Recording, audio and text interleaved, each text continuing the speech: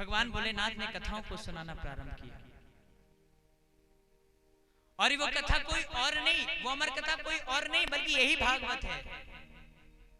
भगवान भोलेनाथ ने कथा सुनाना प्रारंभ किया। और महाराज कथा ऐसे नहीं चलती थी कि हम 3 घंटे आपको सुना दें या 4 घंटे आपको सुना दें, ऐसा नहीं। कथा प्रारंभ होती थी सुबह के सूर्योदय से और कथा विराम लेती थी शाम के सूर्यास्त को।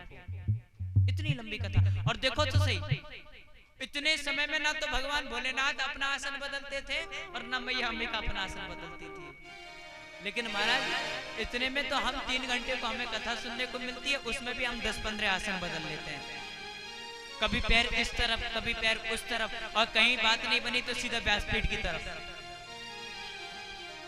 तो ये नहीं होना चाहिए, कथा सुनने का नियम है। और महाराज पहले दिन की कथा ने विराम लिया, सूर्यास्त हुआ, कथा ने विराम लिया।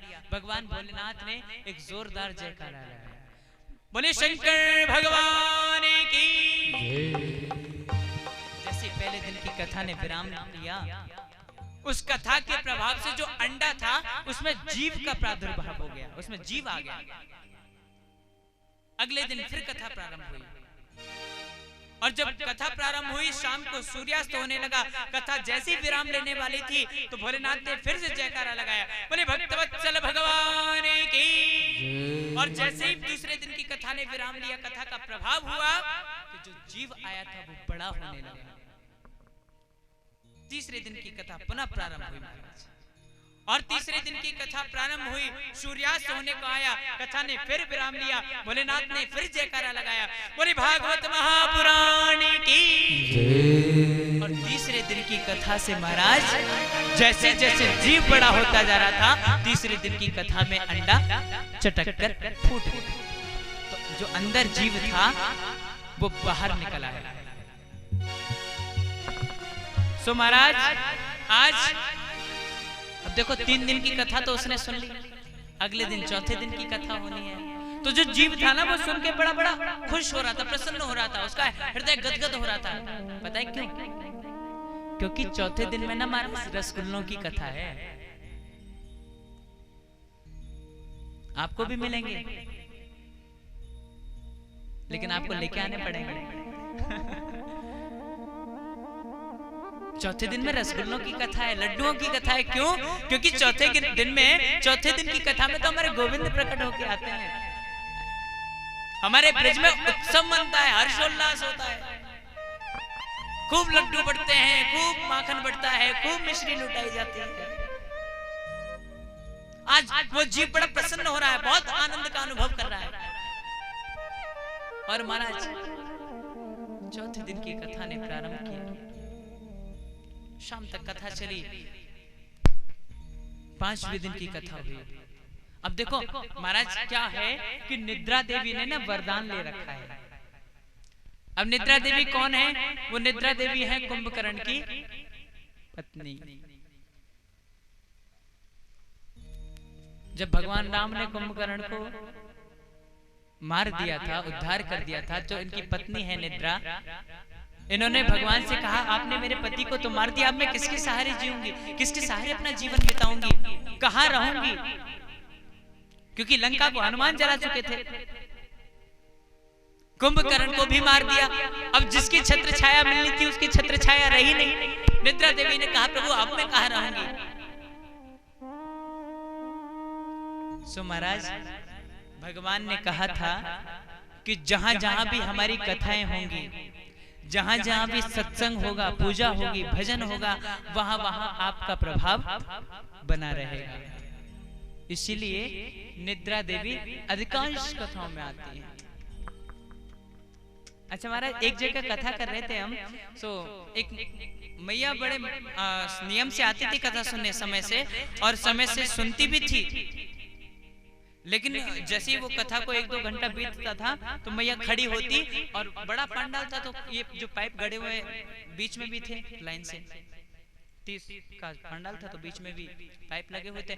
तो क्या करती वो मैया, खड़ी होती बीच कथा में और एक ऐसी जगह टटोलती जहां पीछे पाइप हो, और पाइप से कमर टेक के आराम से बैठ जाती। अब मैया बूढ़ी थी, चश्मा लगाती थी, नजर कमजोर थी, हम बड़े भाव से कथा सुनाते थे, सारे लोग सुनते थे, वो भी सुनती थी।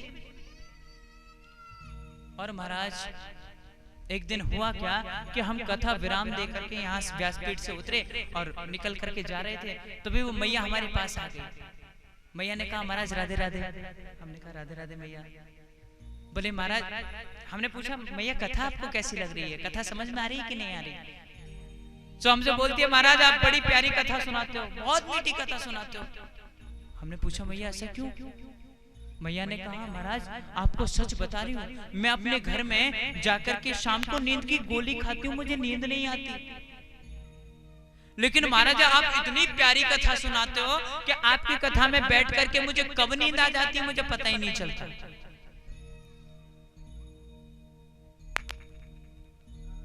कहने का तात्पर्य है कि निद्रा देवी का विशेष प्रकोप रहता है। ऐसे ही भगवान भोलेनाथ जब मैया को कथा सुना रहे थे तो 5वें दिन की कथा में मैया को नींद आ गई, और जैसी नींद आ गई मैया तो सो गई। अच्छा, भगवान को ये अवगत कराने के लिए कि मैया कथा सुन रही है कि नहीं, तो मैया ओम शब्द का उच्चारण किया करती थी। जैसे हम कहानी सुनते समय बोलते ना ये शब्द उच्चारण करते हैं जिससे सामने वाला समझे कि हाँ सुन रहा है, तो मैया ओम का उच्चारण करती थी। लेकिन जब मैया को नींद आ गई तो ओम बोले कौन? अब पीछे तोता पड़ा था महाराज। अब तोते के सामने जो चीज बार बार घूम के आती तो तोता उसको कैच कर लेता है, उसको बोलना सीख जाता है। सो महाराज ऐसे ही जब मैया बार बार उनके सामने ओम ओम बोल रही थी तो तोता भी सीख गया।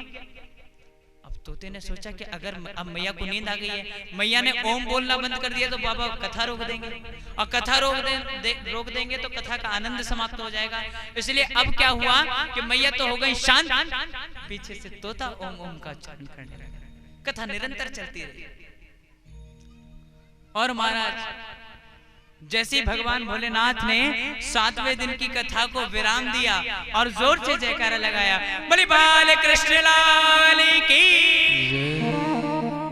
इतनी भयंकर जय घोष हुई कि महाराज जो मैया अब तक नींद में सोई हुई थी अचानक से हड़बड़ा के उठी। हाँ हाँ बाबा फिर क्या हुआ? बाबा कहने लगे मतलब? बोले नहीं मैं तो सुन ही नहीं पाई, मैं तो आप सुन ही नहीं पाई, आप क्या सुना रहे थे, अब आगे बताओ ना क्या हुआ। भोलेनाथ ने कहा देवी आप नहीं सुन रही थी तो कथा सुन कौन रहा था? महाराज भोलेनाथ ने चारों तरफ नजर दौड़ाई और नजर दौड़ा करके क्या देखा कि पीछे बैठा एक तोता उस कथा को सुन रहा था। अब तो भोलेनाथ ने त्रिशूल उखाड़ लिया और त्रिशूल उखाड़ करके उस तोते को मारने के लिए दौड़े। और जैसे तोते ने देखा कि मुझे मारने के लिए दौड़ रहे हैं तो महाराज कैलाश से वो तोता उड़ चला। तोता आगे आगे उड़ रहा है, भगवान भोलेनाथ त्रिशूल लेके पीछे पीछे दौड़ रहा है।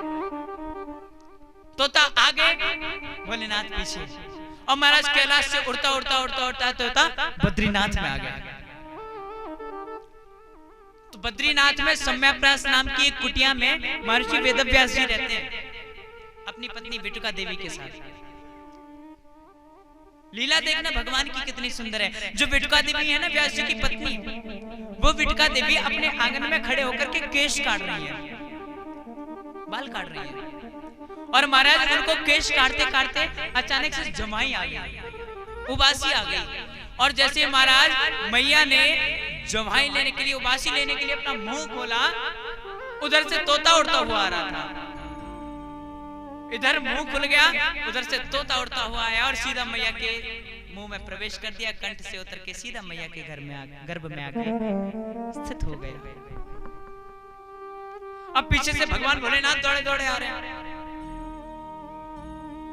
तब तक वेदव्यास जी निकल आए। भोलेनाथ द्वार पर आए, अरे कोई है कुटिया में? व्यास जी बोले हाँ महाराज। जैसे सामने भोलेनाथ को देखा प्रणाम किया। बोले महाराज कैसे आना हुआ? बोले नहीं हमें ये बताइए क्या अभी आपने किसी तोते को देखा है इधर आते हुए? बोले बाबा देखा तो है। बोले अच्छा तो वो तोता गया कहाँ? बोले महाराज अभी अभी मेरी पत्नी के गर्भ में प्रवेश कर गया। बोले अच्छा तुम्हारी पत्नी के गर्भ में चला गया, उसको निकालो बाहर, हम उसको जीवित नहीं छोड़ेंगे। व्यास जी ने पूछा महाराज पहले ये तो बताओ उसने अपराध क्या कर दिया जो आप इतने क्रोधित हो रहे हो? भोलेनाथ ने कहा कि सुनो, वो हमसे अमर कथा सुन के आया है। व्यास जी ने जब ये शब्द सुने तो व्यास जी मुस्कुरा गए।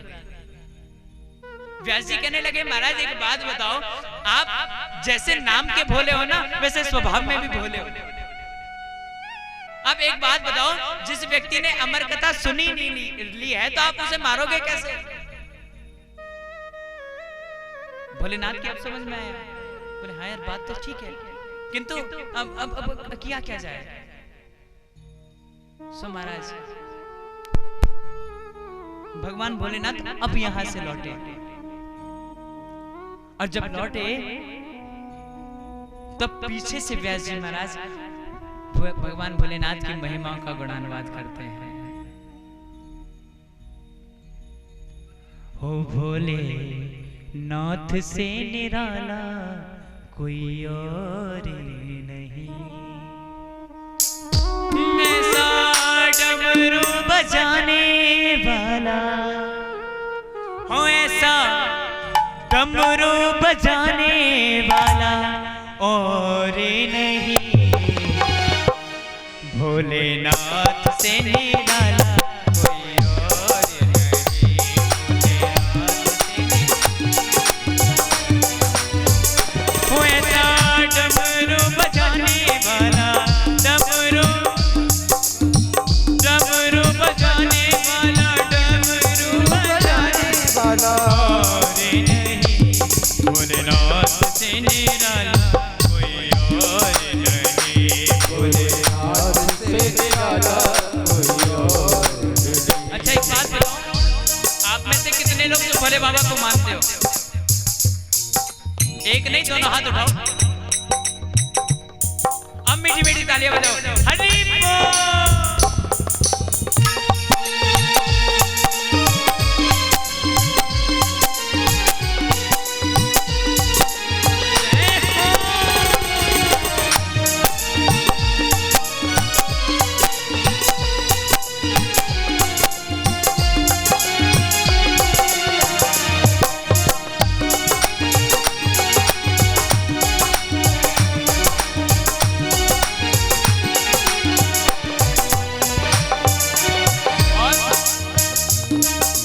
उनका डमरू डम डम बोले, अगम निगम के भेद हैं खोले, अगम निगम के भेद हैं खोले, अगम निगम के भेद हैं खोले, उनका डमरू डम डम बोले, अगम निगम के भेद हैं खोले, अगम निगम के भेद हैं खोले, अगम निगम के भेद हैं खोले। ओ ऐसा भक्तों का रखवाला, भक्तों का रखवाला, भक्तों का रखवाला, भक्तों का रखवाला और नहीं, भोलेनाथ से निराला कोई और नहीं, भोलेनाथ से निराला कोई और नहीं।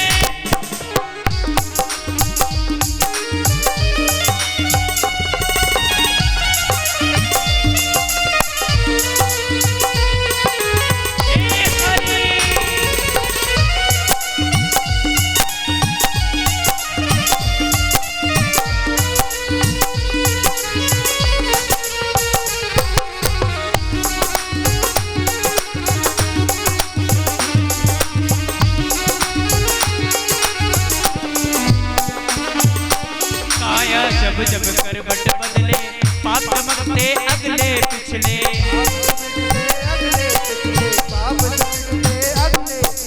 काया जब जब करवट बदले पाप चमकते अगले पिछले, पाप चमकते अगले पिछले, पाप चमकते अगले पिछले। वो ऐसा ज्योति जगाने वाला, ज्योति जगाने वाला, ज्योति जगाने वाला, ज्योति जगाने वाला और नहीं, भोलेनाथ से निराला कोई और नहीं, भोलेनाथ से निराला कोई और नहीं।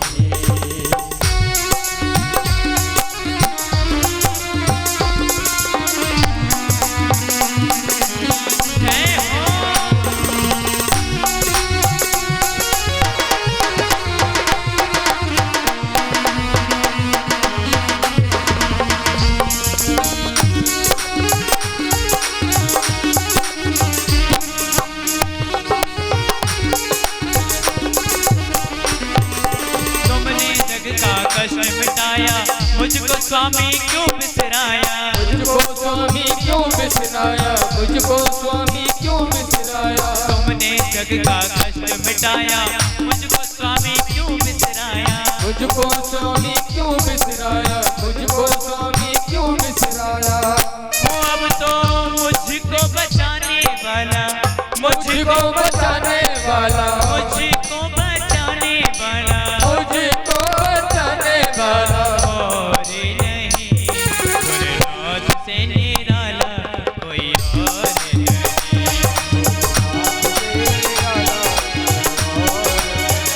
ओ ऐसा डमरू बजाने वाला, डमरू बजाने वाला, डमरू बजाने वाला, डमरू बजाने वाला और नहीं, भोलेनाथ से निराला कोई और नहीं।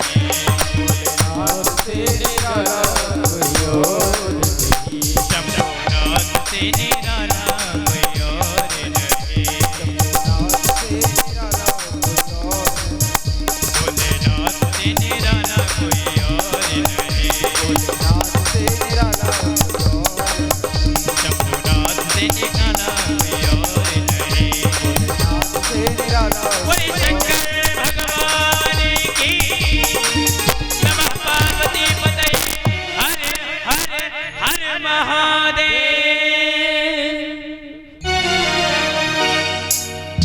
सो महाराज, जैसे भगवान भोलेनाथ नाम के भोले, वैसे स्वभाव के भी भोले।